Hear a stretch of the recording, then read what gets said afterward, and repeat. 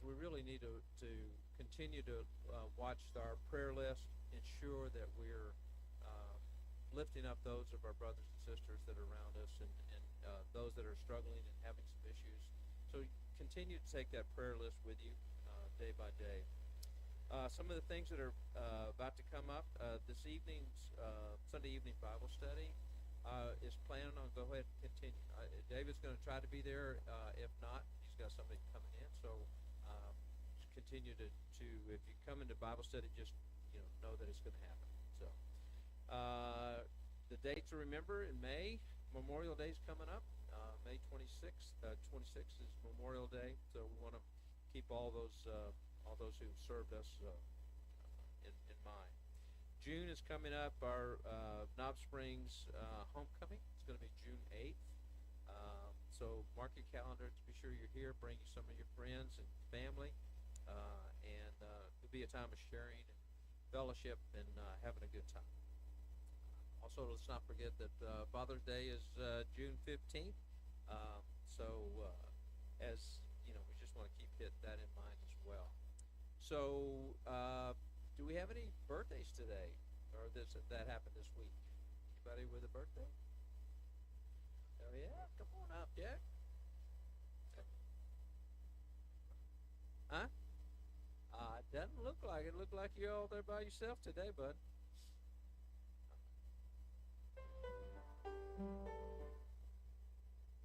Happy birthday to you. Happy birthday. Happy birthday. God bless you. Happy birthday to you. And do we have any anniversaries? Don't see anybody coming, so let's go ahead and sing. Do a little singing and number 595.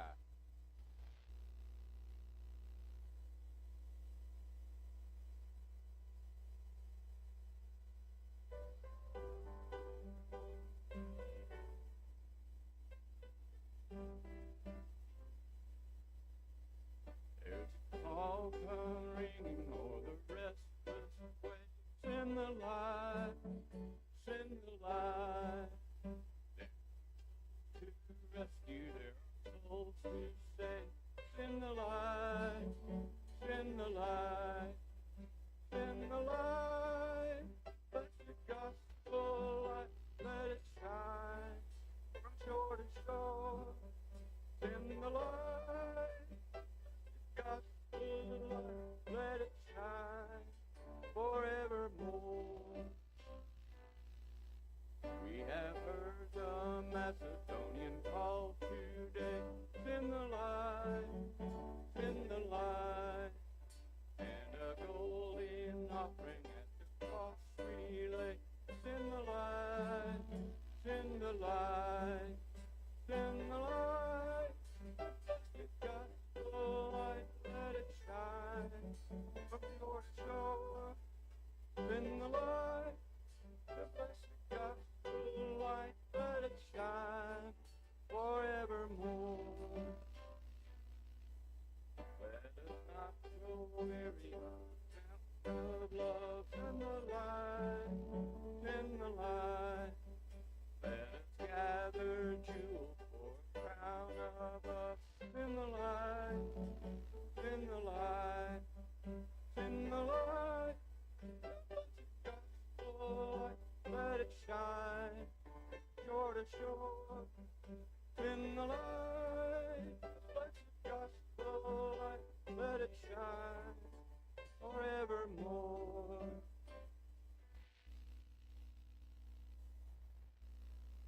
Number 288.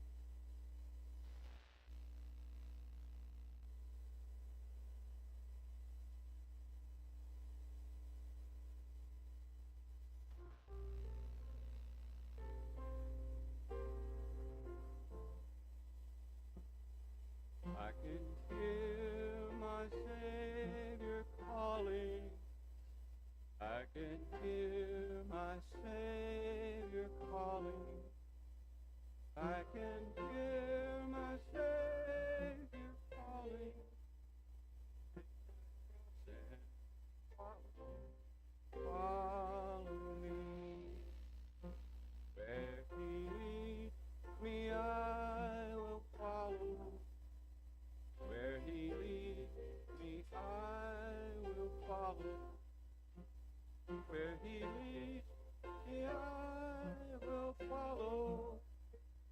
I'll go with him all the way.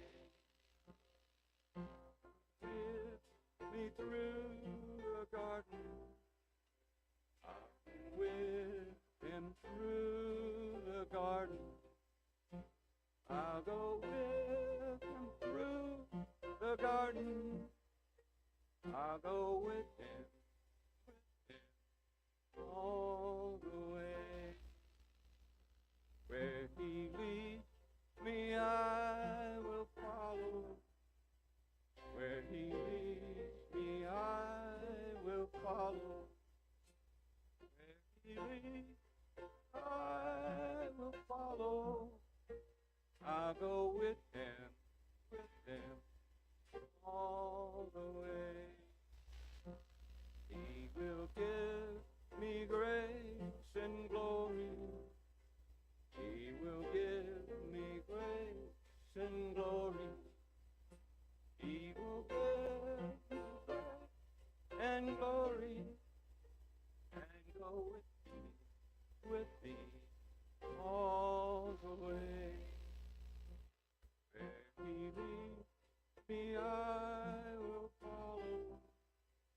Where he leads me, I will follow. Where he leads me, I will follow. With him all the way.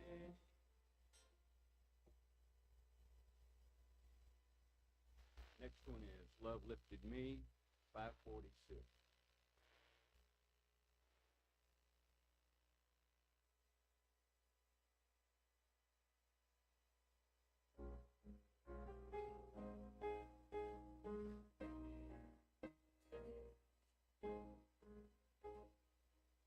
I was sinking deep in sin, far from the peaceful shore, very deeply stained within, sinking to rise no more. But the master of the sea heard my despairing cry. From the waters lifted me, now safe am I. Love lifted me, love lifted me, when nothing else could help. Love lifted me, love lifted me, love lifted me, when nothing else could help. Love lifted me. All my heart to him I give, ever to him I'll cling. In his blessed presence live, ever his praises sing. Love so mighty and so true merits my soul best song. Faithful loving service due to him belong. Love lifted me, love lifted me, when nothing else could help. Love lifted me, love lifted me, love lifted me, when nothing else could help. Love lifted me.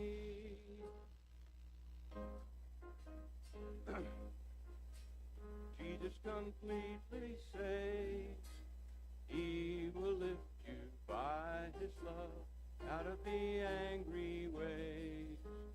He's the master of the sea, billows his will obey. Your Savior wants to be saved today. Love lifted me, love lifted me, when nothing else could help. Love lifted me, love lifted me, love lifted me, when nothing else could help. Love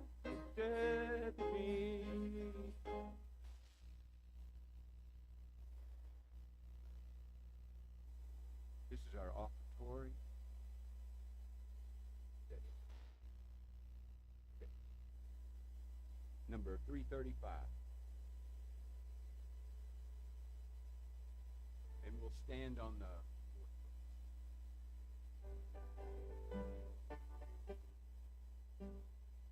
standing on the promises of Christ my King, through eternal ages let his praises ring. Highest I will shout and sing, standing on the promises of God. Standing, standing, standing on the promises of God my Savior.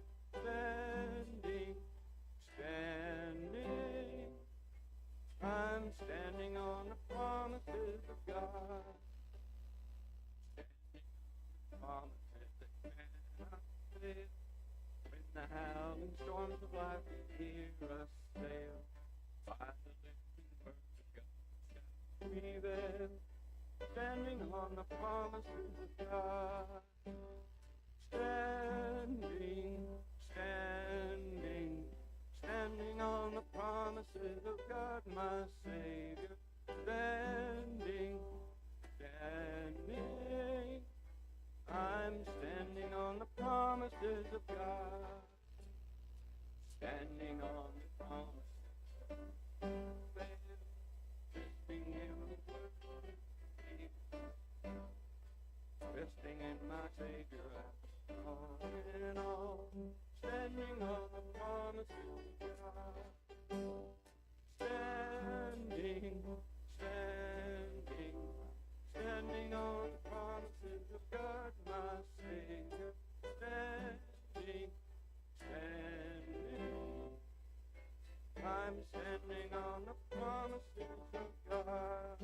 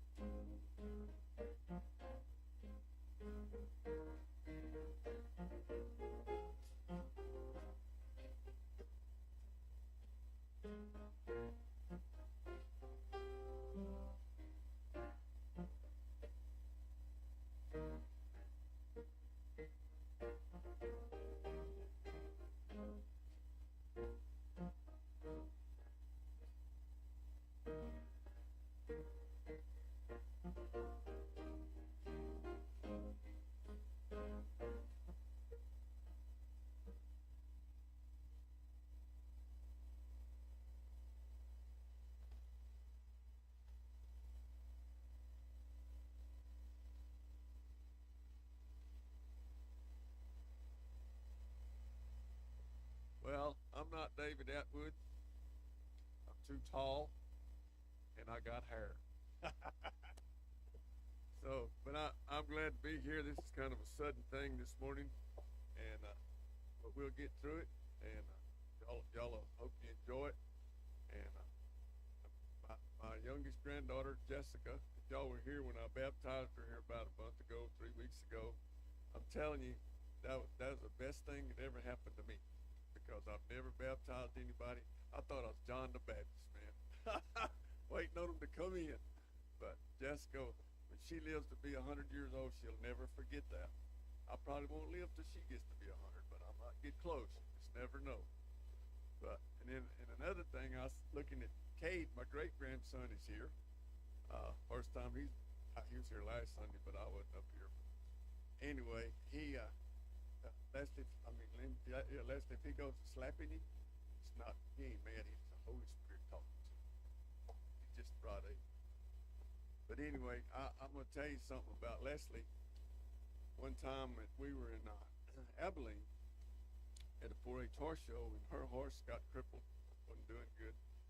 so there was a girl there that was an alternate. She had a horse that was taller than me. That thing was a big old horse. And Leslie never rode that horse before.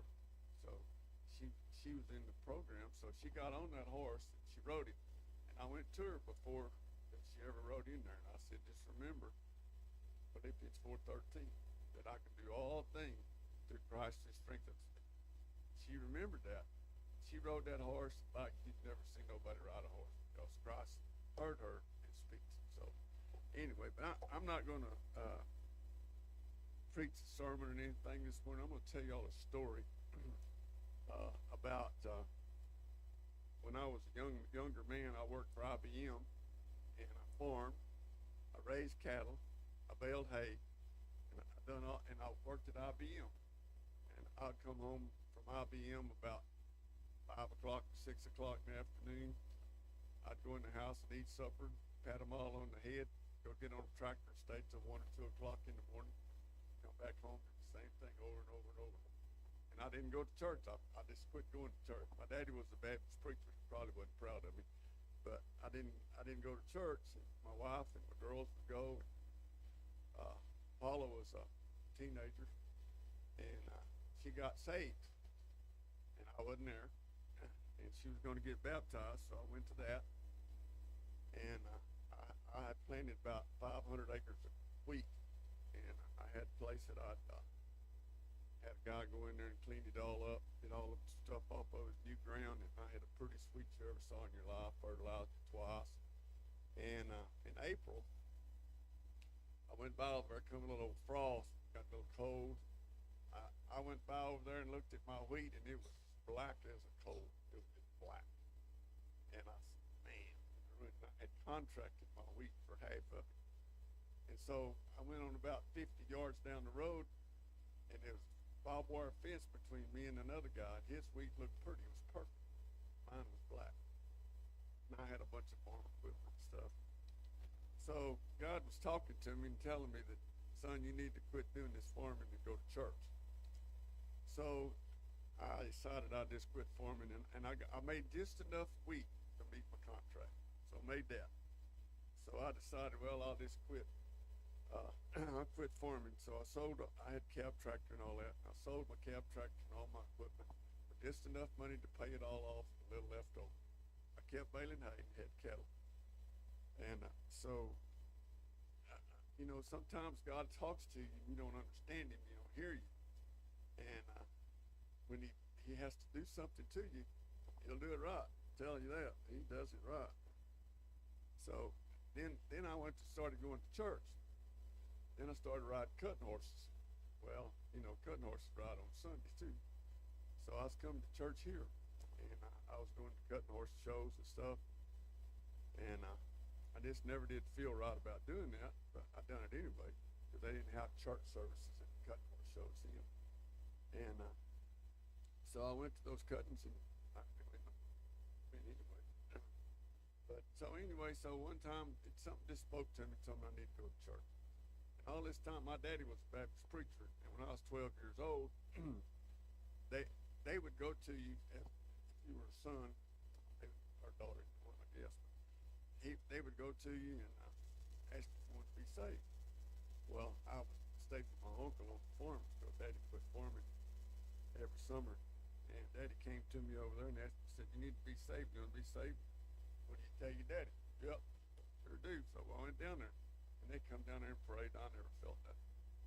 And so I went on from that for years, moved up here, and I'd go to hear my daddy preach somewhere, and I just, the Holy Spirit was talking to me.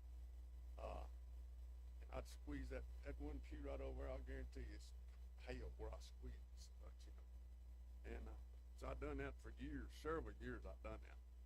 God was speaking to me. I didn't know what was going on. I thought I was having a heart attack or something. But one week we had a revival here, and I felt that messing with me again. So I came down, I gave my life to Christ, and I got rebaptized. Because baptism, some people don't really believe in baptism that much, but baptism is very important because Jesus done it. I believe the reason Jesus got baptized was because he went down in the grave and he rose. and that's what we need to do. And so, anyway, but I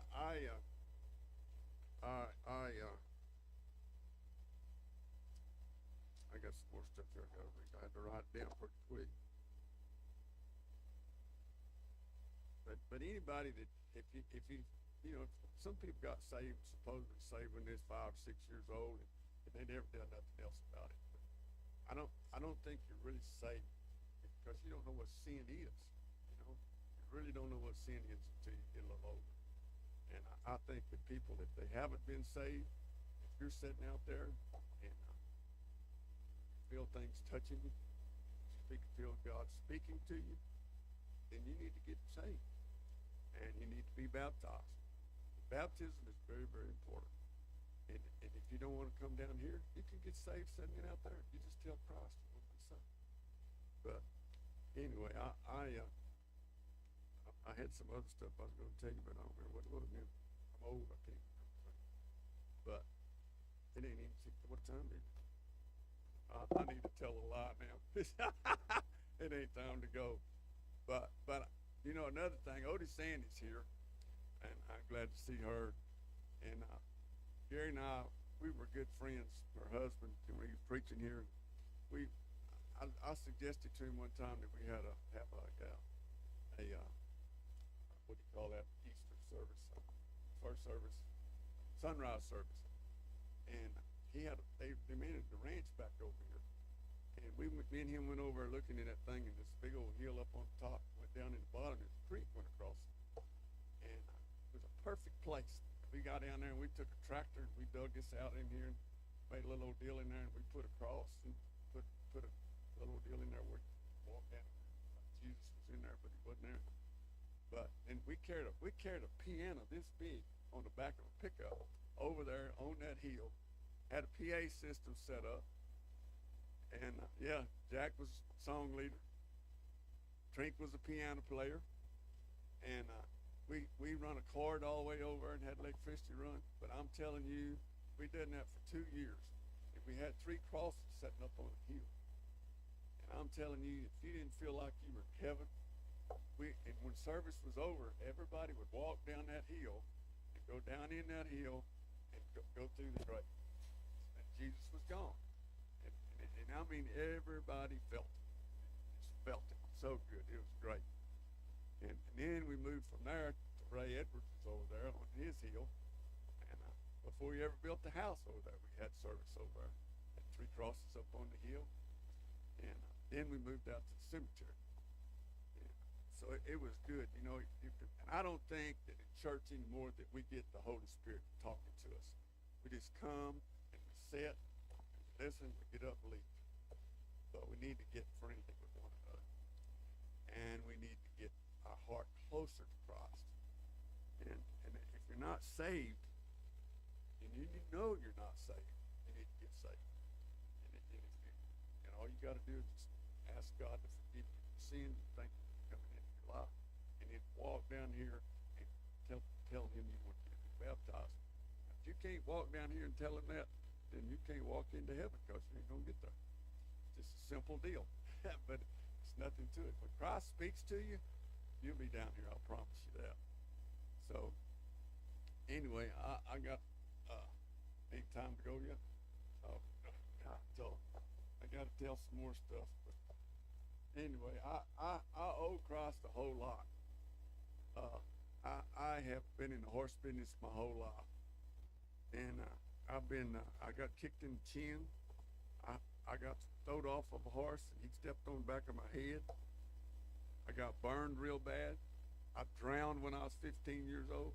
I literally drowned. But so God has been good to me. And I didn't know he was, but after I got older, I realized that was all God's preparing me to just be here. I've been here a long time. I could have been dead several times. So, you know, God gives us chances to do things. I think that we need to do whatever he asks us to do. And I think that in church, we need to be happy. Church is a happy place. It's not a sad place. Really, we know people just sit around and frown at one another. You know, they don't talk to one another anymore, and we need to do that. We need to get this church back on the road, get more people in here and go visiting and all that. So I'm not going to talk anymore because I don't want to tell no more stories. I'm tired of telling the stories, but I'm extremely happy that I know that I'm saved, because when I was over there and I came down here and I got rebaptized, it was a done deal. I mean, I know I'm saved. Jessica knows she's saved. Because baptism has a lot to do with it. I could have drowned her, but I didn't. I saved her.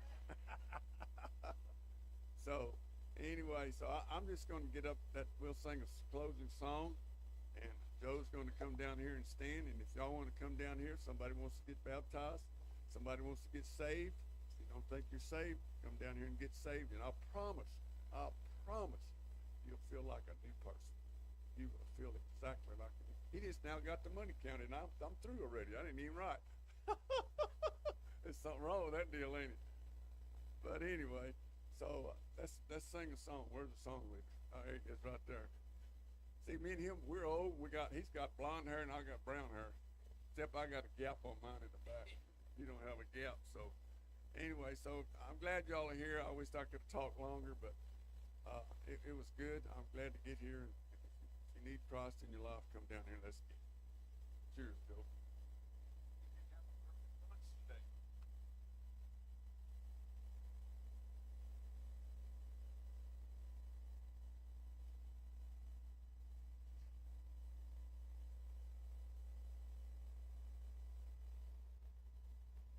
Number 136.